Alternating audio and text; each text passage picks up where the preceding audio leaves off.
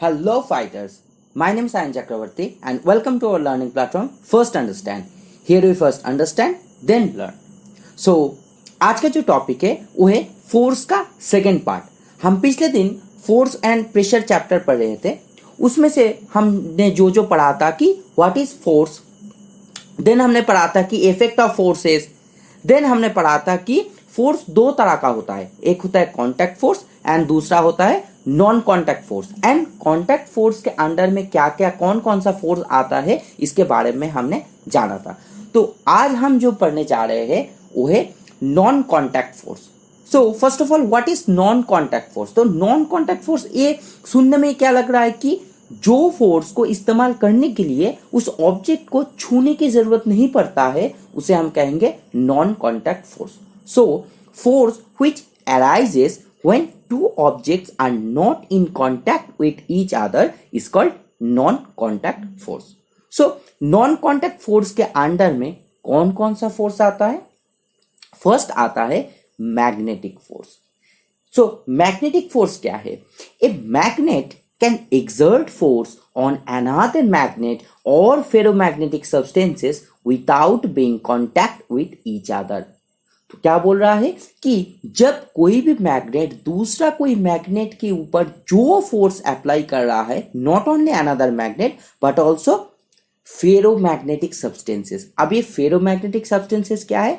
तुम सिंपली बोल सकते हो कि जो मेटल्स होता है, मतलब आयरन तरह का जो मेटल्स होता है उसे हम फेरोमैग्नेटिक सब्सटेंस बोलते हैं। ठीक है, सो ये फेरोमैग्नेटिक सब्सटेंस क्या है? जब हम सब्सटेंस चैप्टर पढ़ेंगे वहां पे हम ब्रॉडली डिस्क्राइब करेंगे। सो यहाँ पे यही समझ लो कि फेरोमैग्नेटिक सब्सटेंस मतलब लोहा, आयरन। ठीक है, जब कोई मैग्नेट आयरन और अनदर मैग्नेट को जिस फोर्स से खींचता है उसे हम कहेंगे मैग्नेटिक फोर्स। तो अब देखो, मैग्नेट जब कोई भी दूसरा मैग्नेट और फेरोमैग्नेटिक सब्सटेंस को अपने ओर खींचता है तो उसके लिए क्या उस मैग्नेट के छूने की जरूरत पड़ता है? नहीं ना, दूर से ही वो खींच सकता है। एज वेल एज जब आयरन को मैग्नेट खींचता है तो क्या पास जाने की जरूरत पड़ता है? एक डिस्टेंस से ही वो लोहे को खींच सकता है। That is why magnetic force is comes under the non contact force. ठीक है, सो एग्जाम में मैग्नेटिक फोर्स के अंदर में क्वेश्चन दे देता है कि opposite poles dash each other from a certain distance. तो हम लोग जानते हैं कि एक मैग्नेट में दो पोल्स होता है, एक होता है नॉर्थ पोल, दूसरा होता है साउथ पोल। तो एक मैग्नेट का नॉर्थ पोल हमेशा दूसरे मैग्नेट का साउथ पोल को ही अट्रैक्ट करेगा। ठीक है, एंड नॉर्थ पोल मतलब सेम पोल हमेशा एक दूसरे को रिपल्स करेगा। So opposite poles always attract each other and same poles always repels each other. ये दिमाग में रखना। ठीक है, नेक्स्ट आते हैं हम gravitational force. So gravitational force क्या है? What is gravity? Gravitational force को हम ग्रेविटी भी बोलते हैं। ठीक है, so what is gravity? The force by which earth attract every body toward itself और we may say that toward its centre is called gravitational force. मतलब जिस फोर्स से पृथ्वी हर ऑब्जेक्ट को अपने सेंटर की ओर खींचता है उसे हम कहते हैं ग्रेविटेशनल फोर्स। ठीक है, हम लोग ग्रेविटी की डेफिनेशन में हमेशा एक गलती कर देते हैं कि हम लिख देते हैं अर्थ सभी ऑब्जेक्ट को नीचे की ओर खींचता है। ये गलत है। हाँ, अर्थ सभी ऑब्जेक्ट को अपने सेंटर की ओर खींचता है। Okay, now gravity is denoted by G. हम ग्रेविटी को स्मॉल जी से डिनोट करते हैं।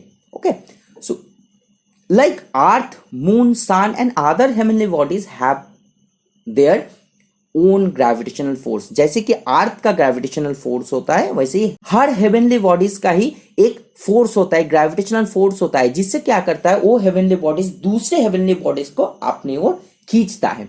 Next, since earth and other heavenly bodies attract each other even without in contact with them. तो देखो, जैसे कि सन अर्थ को खींचता है, सिर्फ नॉट ओनली अर्थ, सन क्या करता है हर प्लैनेट्स को अपने ओर खींचता है। ठीक है, एंड ये खींचने के लिए क्या उन लोगों को कांटेक्ट में आने की जरूरत पड़ता है? नहीं ना। Thus gravitational force is a non contact force, इसीलिए gravitational force non contact force के अंडर में आता है। Now comes to the point कि ग्रेविटी किसने आविष्कार किया, किसने डिस्कवर किया? सो ग्रेविटी और gravitational force was discovered by sir Isaac Newton. Okay, कभी कभी एग्जाम में ये भी पूछ लेता है कि जी का और ग्रेविटेशनल फोर्स का वैल्यू कितना होता है। On the surface of the earth the value of the gravity is 9.8। Earth surface में इन जनरल ग्रेविटी का वैल्यू होता है 9.8 मीटर पर सेकेंड। ओके, नेक्स्ट आते हैं कि what is electrostatic force. Okay, force exerted by a charged body on another charged or uncharged body is called electrostatic force.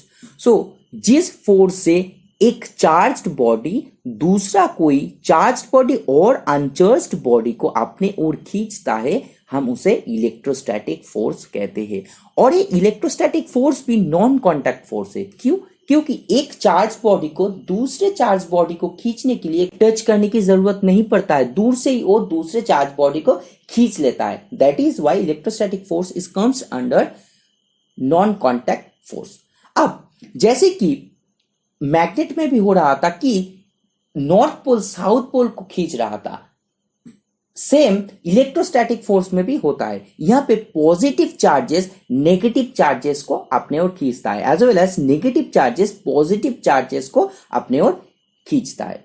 Okay, so I think आप लोगों को क्लियर हो गया कि नॉन कॉन्टैक्ट फोर्स क्या है एंड नॉन कॉन्टैक्ट फोर्स के under में क्या क्या आता है। Magnetic force, gravitational force, electrostatic force. ठीक है, अगर आप लोगों को मेरा पढ़ाने का तरीका अच्छा लग रहा है, प्लीज लाइक शेयर सब्सक्राइब कर दीजिए। ओके, एंड जितना ज्यादा हो सके आप आपके फ्रेंड्स को शेयर कीजिए। ठीक है, जिससे क्या होगा कि आपके फ्रेंड्स को भी इस टॉपिक के बारे में जानने को मिलेगा। सो नाउ आते हैं direction and magnitude of the force. So एक डायरेक्शन क्या है, फोर्स का डायरेक्शन क्या होता है। जब हम कोई ऑब्जेक्ट के ऊपर एक फोर्स अप्लाई कर रहे हैं, वो ऑब्जेक्ट जिस तरफ हम फोर्स अप्लाई कर रहे हैं उस तरफ चला जाता है। ठीक है, इसे कहते हैं direction of the force. So the direction of the force is always toward the applying force. हम जिस तरफ फोर्स अप्लाई कर रहे हैं उसी तरफ वो ऑब्जेक्ट चला जाएगा। And what is magnitude of the force. Magnitude मतलब क्या है, कितना अमाउंट ऑफ फोर्स उस ऑब्जेक्ट के ऊपर दे रहे हैं, is called magnitude of the force. And magnitude of the force is measured by the unit Newton. हम पहले ये बता चुके हैं कि मैग्नीट्यूड ऑफ द फोर्स हम किस यूनिट में मेजर करते हैं, न्यूटन यूनिट में मेजर करते हैं।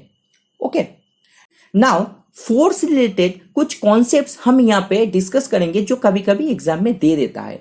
फर्स्ट आता है व्हेन टू और more forces applied over an object in the same direction. अगर दो और ज्यादा फोर्सेस कोई ऑब्जेक्ट के ऊपर इस्तेमाल हो रहा है एंड एक ही डायरेक्शन में, सभी फोर्सेस एक ही डायरेक्शन में काम कर रहे हैं, तब क्या होता है, तब ऑब्जेक्ट के ऊपर कितना फोर्स महसूस होता है। सो क्या होता है, जब भी एक ही तरफ से कोई ऑब्जेक्ट के ऊपर दो हो तीन हो ज्यादा फोर्सेस अप्लाई हो रहा है, तब वो जो फोर्सेस होता है उसका जो मैग्नीट्यूड होता है वो ऐड हो जाता है। ठीक है, सो क्या हम बोल रहे हैं कि अगर सेम डायरेक्शन में फोर्स अप्लाइड हो रहा है तो फोर्स का जो मैग्नीट्यूड होगा वो ऐड हो जाएगा। नेक्स्ट आते हैं when two forces are applied over an object in the opposite direction.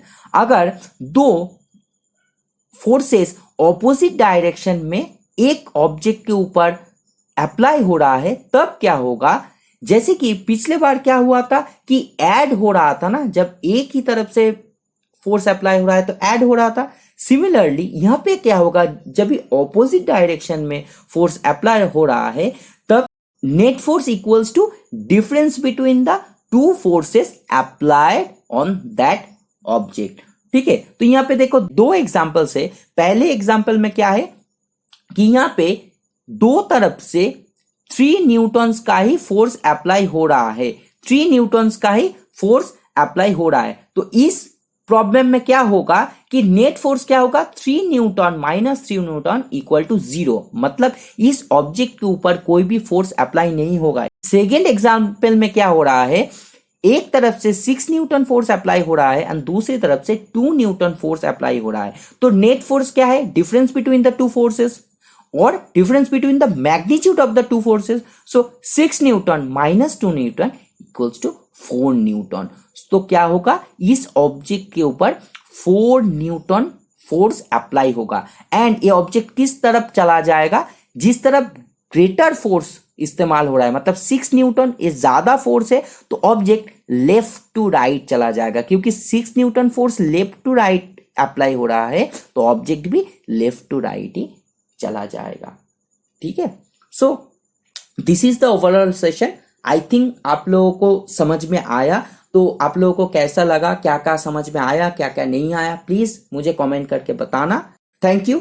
हम फिर से मिलेंगे ऐसा ही नया एक टॉपिक लेके. सी यू सून.